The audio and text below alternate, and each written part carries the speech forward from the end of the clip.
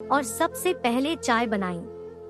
संस्कृति के साथ खुद भी बैठकर उसने चाय पी, फिर संस्कृति को नहाने भेजकर खुद दाल चावल बनाने लगा। संस्कृति को खाना खिलाकर उसके लिए सब्जी, फल, दूध आदि का इंतजाम कर और सांत्वना देकर वह वापस लौट गया।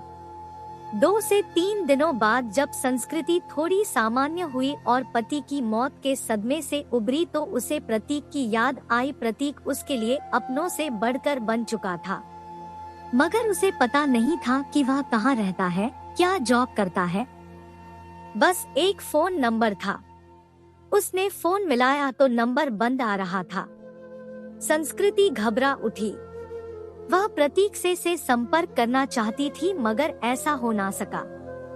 2 से 3 घंटे वह लगातार फोन ट्राई करती रही, मगर फोन बंद ही आ रहा था। अब उससे रहा नहीं गया। कुछ सोचकर वह उसी अस्पताल में पहुंची जहां उसके पति और प्रतीक का भाई एडमिट थे। वह रिसेप्शन एरिया में घूम घूम कर प्रतीक को खोजने लगी, क्योंकि अक्सर दोनों वहीं बैठे होते थे। फिर वह उसे खोजती हुई कैंटीन में भी गई। हर तरफ चक्कर लगा लिया, मगर प्रतीक कहीं नजर नहीं आ रहा था। थक कर वह वापस रिसेप्शन में आकर बैठ गई और सोचने लगी अब क्या करे। तभी उसे वह नर्स नजर आई जिससे संस्कृति की जान पहचान हो गई थी। संस्कृति के पति की देखभाल वही नर्स करती थी। संस्कृति उसे अक्सर अम्मा कहकर पुकारा करती। नर्स ने प्रतीक को भी उसके साथ कई बार देखा हुआ था। संस्कृति दौड़कर नर्स के पास गई।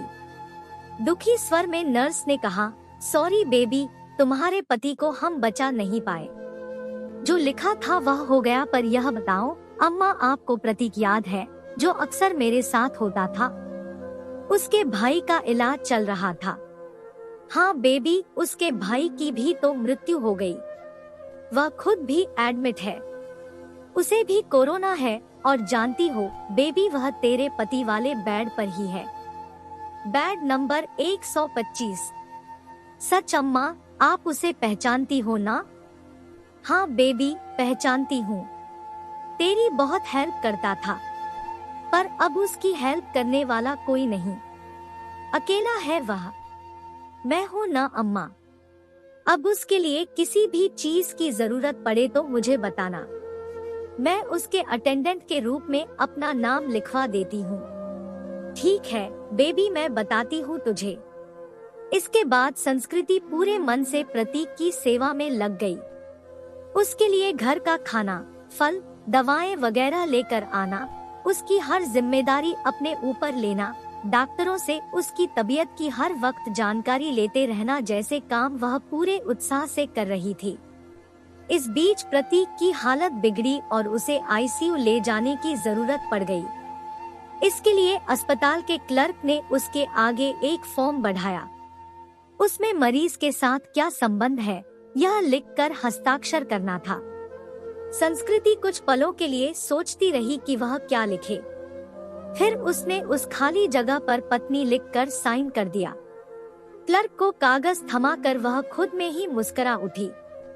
2 से 3 दिन आईसीयू में रहकर प्रतीक की हालत में सुधार शुरू हुआ और उसे कोविड वार्ड में वापस शिफ्ट कर दिया गया।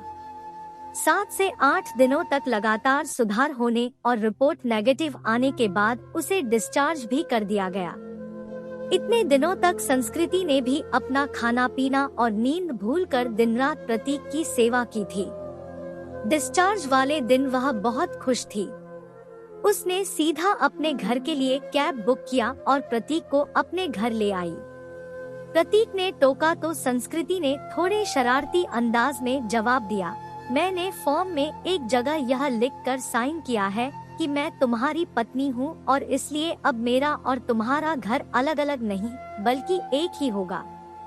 मगर संस्कृति लोग क्या कहेंगे? लोगों का क्या है प्रतीक, जब मुझे जरूरत थी तो क्या लोग मेरी मदद के लिए आगे आए थे? नहीं ना। उस वक्त तुमने मेरा साथ दिया, अब मेरी बारी है। इसमें गलत क्या है? तुम थोड़े ठीक हो जाओ फिर सोचेंगे कि क्या करना है। संस्कृति ने अपना फैसला सुना दिया। करीब 10 दिन संस्कृति ने जी भर कर प्रतीक का ख्याल रखा। हर तरह से उसकी सेहत पहले की तरह बनाने और खुश रखने का प्रयास करती रही। संस्कृति एक संयुक्त परिवार से संबंध रखती थी। ससुराल में धन संपत्ति की कमी नहीं थी। यह घर भी पति के बाद उसके नाम हो चुका था।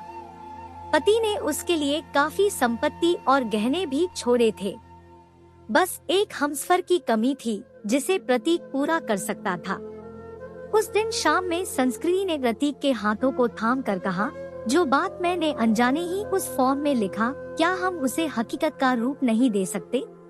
क्या मैं तुम्हें अपने हमदर्द के साथ साथ एक हमसफर के रूप में भी स्वीकार हूँ? मुझे लगता है संस्कृति की अब यह बात कहना फजूल है। मतलब यह कि तुम ऑलरेडी मेरी हमदर्द और हमसफर बन चुकी हो। हम हमेशा साथ रहेंगे। तुमसे बढ़कर कोई और मेरा ख्याल नहीं रख सकता, कहकर प्रतीक ने संस्कृति को गले से लगा लिया।